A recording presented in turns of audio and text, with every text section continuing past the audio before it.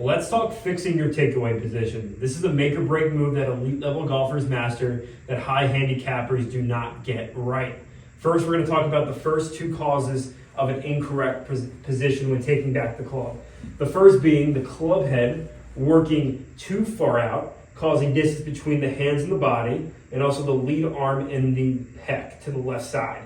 From here, as they go up to the top of their swing, they tend to get too upright and too vertical with their swing plane, which will result in an over-the-top swing. That is the first common mistake. The second one is when the club head tends to work too far inside with the hands going outwards. This causes a chain reaction, which can be laid off the top and then steepening the club coming down. Both of these are death moves that you must correct.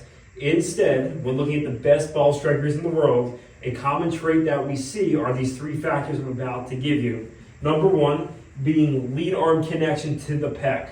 What you can do in order to take back the club correctly is grab an alignment rod cover or another head cover and place it underneath your lead arm. When taking back this club, create pressure between the pec and the lead bicep, which will allow your hands to stay closer to your body, almost over your right shoelace, with the club head working a little bit more outside.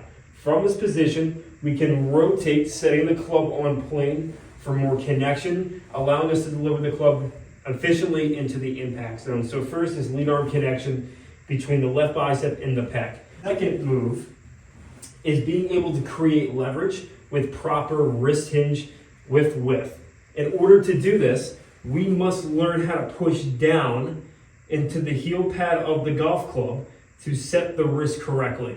By lead arm parallel, this club should be 90 degrees. This is a proper amount of wrist hinge that creates leverage. What I see other golfers do who struggle with compression and power is they don't hinge their wrist until late in the golf swing, which causes the position of the backswing to be off, or when they get to lead arm parallel, it's only at about 135 to 145 degree angle, and then they have weak contact and strikes down into the golf ball from there. So again, at lead arm parallel, we need to form a 90 degree angle, very important, and that's going to be done through pushing down on that butt end of the club a little bit more to take back the club. Third most important thing is having a club face strength that is congruent to your swing type.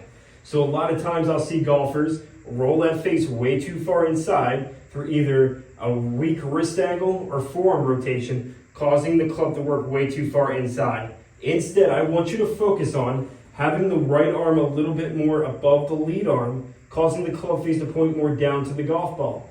That's going to allow you to keep that wrist flat in the backswing and then allow it to have less manipulation coming down into the impact zone. A great visual reference when taking back the club is in imagining that you had a steering wheel. If I was in my posture and I was holding a steering wheel, I want you to pretend that you're making more of a left turn out of the gate instead of you making a right turn or rolling the club too far open.